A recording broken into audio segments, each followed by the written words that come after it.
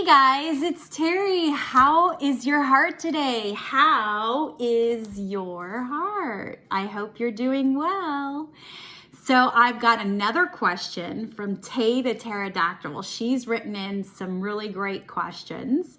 So I wanted to make sure that I address them because I think they're really important. And I think that a lot of people can get information from them. So Tay the Pterodactyl, thank you again for your question.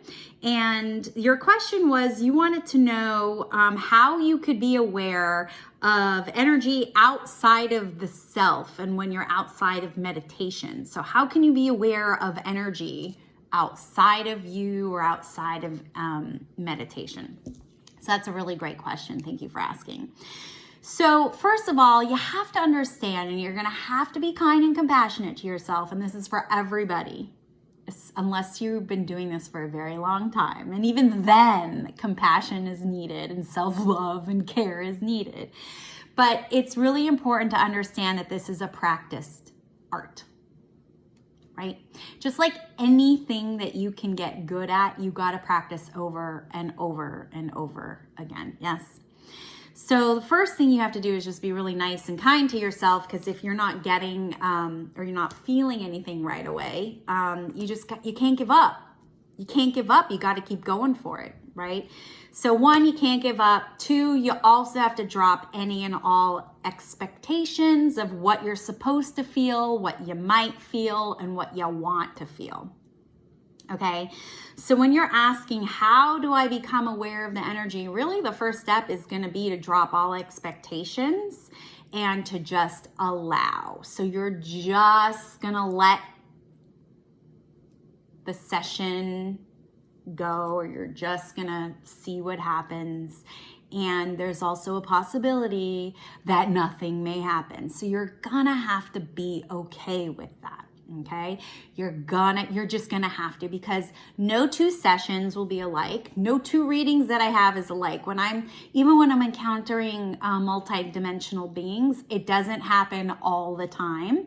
And I can never necessarily recreate exactly what I did to either invite, invoke, or just experience these beings. Okay, so just know that you just have to experiment, right? I call myself a mad scientist because that's pretty much what I do. I just experiment. I love doing this. So for me, it's play, and I come from curiosity. So really what you want to do is you want to come from a place of curiosity and not expectation. Okay. So what you're going to want to do, of course, is you're going to want to lull that conscious mind, the chit chat, the chatter outside of you, right? So you're going to want to start getting into some sort of meditative practice, okay? Personally, what I have felt has really, in the past just few months, skyrocketed my ability to sense frequency and energy, was to practice open focus meditation, not just regular meditation. So for me, that works. For people who are clairsentient, this is my personal belief. I'm of the belief that a open focus meditation is best for them. Okay, even possibly clairaudient, not necessarily, which means your primary source of communication is through hearing or through your ear. Clairsentient is feeling, because open focus meditation is about sensing the space around you, and you can just start getting into that frequency. But again, this is all practice, you guys, all practice. So that's just my suggestion, and you can find various open focus meditations on YouTube for free. Yay! Second best F word. Yes, yes. Okay, so you're dropping expectation and you're being curious, right? Then all you're going to want to do is just feel or sense. Is anything around you, even if it's just a feeling or emotion, can you tap into that frequency, right? So to you, what might anger feel like? What might joy feel like? What might the essence of a grandmother feel like? What might the essence of a kangaroo feel like, right?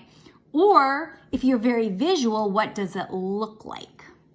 Okay, if you're very auditory, what would a grandmother's voice sound like? So again, these are just ways to like start this practice of sensing energy around you. What is going on is you have your own electromagnetic field that you're very used to. It's yours, you know it, it's very familiar, oftentimes predictable. So when there is an energetic shift, something changes, something happens. You might feel something different. You might have a vision in your head. You might hear something. Some people have clairgustance, which that means that they taste something. Some people have clairaudience, which means that they smell something. And that means it's different from your own energetic system, right? So you're also going to want to just sort of be aware or alert of any type of energetic shifts. It could even be temperature changes as well. So it's something different. That's it, just different than what you're normally feeling. But you got to get yourself to that place. How you get yourself to that place? You come from curiosity, you have no expectation, and you lull the chatter. You take your monkey mind on a little vacation, right? Now, most likely what's going to happen, and this happened to, well, I started, the whole psychic thing for me, it runs in my family, on my mom's side of the family. I don't think I remember ever not being psychic because I was extremely sensitive as a kid, crying for every single thing, which now I realize most of those emotions weren't even mine. But I think it was about 25 when I started playing with tarot cards. God, that's 20 years ago. Mama pajama. So yeah, I mean, the psychic thing, I just remember like my entire life just always having. So for me, it was very normal and natural. The mediumship side, that didn't happen until I was closer to 40.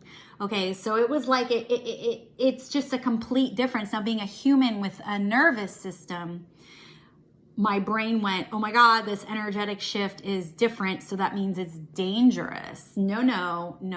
I'm a medium. I talk to dead people.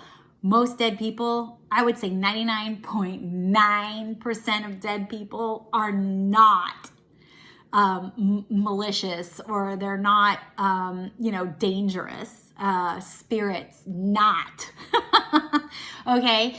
So, but the human brain deems anything different dangerous, okay? And it goes into its alert system. Anything, whether it's got physical, tangible form or it's non-physical. So when you start playing around with energy and you start feeling into energy, your heart might start beating really fast. You might start sweating. Your voice might shake. You might start crying. Shit's going to happen to your body because your body is thinking it's in danger when it's not necessarily dangerous. It's just different, right? So it's really just a matter of practicing and just noticing differences. And just, of course, reassuring yourself that you're safe, okay? So, in the amount of time that we have that I can share with you, that's it. If you want to be coached or you want to learn more about this, you want to be mentored about this, I can work with you. That's what I do. I help people get into their intuition. I help people shift their energy. I help people understand how energy works, how they can use the energy, how they can change their entire life, create a whole new reality for themselves. That's what I do. These videos, they're just little like, hey, here's what you can do. But it takes practice, right? It takes getting used to learning and feeling what difference is. And when is something dangerous? When am I not safe? When am I safe, right? So this little video is just a little taste. But thank you so much, Tay the pterodactyl, for writing in. I really appreciate it. Great question. If any of you guys have any other questions, please feel free to write them in to me. I would love to make a video for you and for everybody else because these are really great learning opportunities. Yes. And it's a way to stay connected, right, guys? Because I'm always asking you, how are you staying connected? How's your heart? It's all about connection. So this is a way to stay connected. Stay connected to your friends and family, stay connected to yourself, and of course, you can stay connected to me. Check me out at terriehuberman.com. We can stay connected through my podcast. We can do readings together. We can coach together. You can check out my community on Patreon. So many ways to stay connected. That's what we humans do. We stay connected. All right, guys? I'll see ya on the flip side.